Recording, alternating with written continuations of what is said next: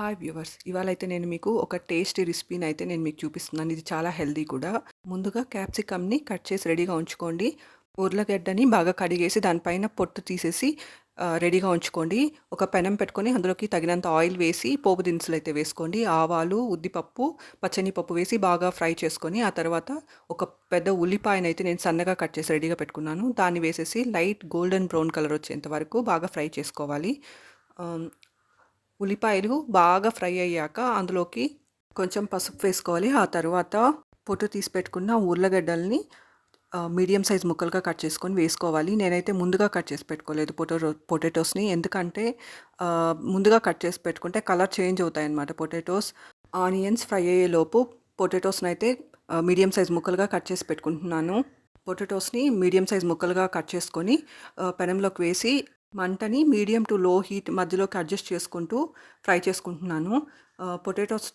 Potatoes వేసాక పైన మూతనైతే నేను పెట్టలేదు. ఎందుకంటే మూత పెడితే పొటాటోస్ మెత్తగా అయిపోతుంది. ఇది కొంచెం క్రిస్పీగా ఉంటేనే బాగుంటుంది. పెనం పైన మూత పెట్టకుండా వేస్తే క్రిస్పీగా ఉంటుంది. చాలా బాగుంటుంది టేస్ట్. పిల్లలు కూడా తినడానికి చాలా ఇష్టపడతారు ఈ ఫ్రైని. కొంతమంది అయితే పొటాటోస్ని ముందుగా కట్ చేసి నీళ్ళలోకి అయితే వేసేసి స్టార్చ్ని తీసేస్తుంటారు. అలా చేస్తే అందులో ఉన్న పోషకాలు పోతాయని నేను అలా చేయను. నేనైతే ఎప్పుడు ఇలా కట్ చేసి డైరెక్ట్గా పెనంలోకి వేసి అయితే ఫ్రై చేస్తాను. నీళ్ళలోకి ఏ కూరగాయలనైనా కట్ చేసాక నీళ్ళలో అయితే కడగకూడదు. అలా కడిగితే అందులో ఉన్న విటమిన్స్, మినరల్స్ పోతాయి. ఇలా ఆలూని కట్ చేసి వేసేసాక మంటని మీడియం టు లో హీట్ మధ్యలో అడ్జస్ట్ చేసుకొని తగినంత ఉప్పునైతే వేసుకోవాలి. ఉప్పు వేసాక ఉర్లగడ్డ ముక్కాలు భాగం ఉడికేంత వరకు బాగా వేయించుకోవాలి. ఆ తర్వాత కట్ చేసి పెట్టుకున్న క్యాప్సికమ్ని వేసి బాగా వేయించుకోవాలి. క్యాప్సికమ్ వేసిన తర్వాత మూత పెట్టి ఉడికిస్తే క్యాప్సికమ్ తొందరగా మెత్తబడుతుంది. ఇక్కడైతే నేను క్యాప్సికమ్ని ముందుగానే కట్ చేసి రెడీగా పెట్టుకున్నాను. కట్ చేసి పెట్టుకున్న క్యాప్సికమ్ని వేయించుకున్న ఉర్లగడ్డలో వేసి కలిపేసి మూత పెట్టి ఉడికించుకుంటే చాలా తొందరగా మగ్గిపోతుంది. ఈ క్యాప్సికమ్ ఫ్రై చాలా హెల్దీ.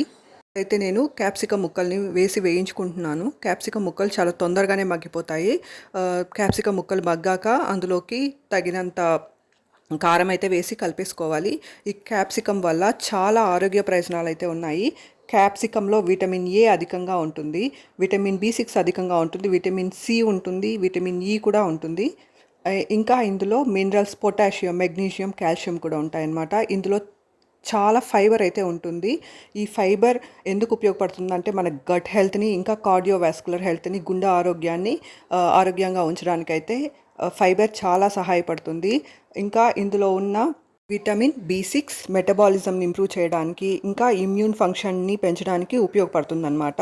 ఇందులో ఫోలేట్ అధికంగా ఉంటుంది.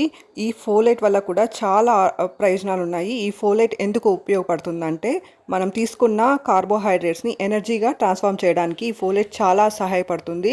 ఇంకా ఇందులో నియోసిన్ ఉంటుంది, రిబోఫ్లెవిన్ ఉంటుంది, ఇంకా అదర్ న్యూట్రియంట్స్ కూడా ఉంటాయన్నమాట.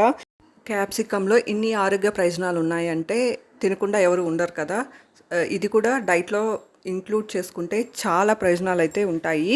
ఇంకా ఇందులో విటమిన్ సి, విటమిన్ K1 కూడా అధికంగా ఉంటుంది. Richest sources of vitamin C అయితే ఉంటాయన్నమాట ఇందులో. నేనైతే క్యాప్సికమ్ వేసిన తర్వాత మూత పెట్టయితే మగ్గించాను. క్యాప్సికమ్ తొందరగా ఫ్రై అయిపోయింది. ఆ తర్వాత చిల్లీ పౌడర్ని వేసేసి పచ్చి వాసన పోయేంత వరకు వేయించాను. అంతే. ఈ రెసిపీ సాంబార్తో సర్వ్ చేసుకున్న, రసంతో అయినా, పెరుగుతో అయినా చాలా బాగుంటుంది. హెల్దీ అండ్ టేస్టీ రెసిపీని ట్రై చేసి చూడండి. Thank you for watching my video.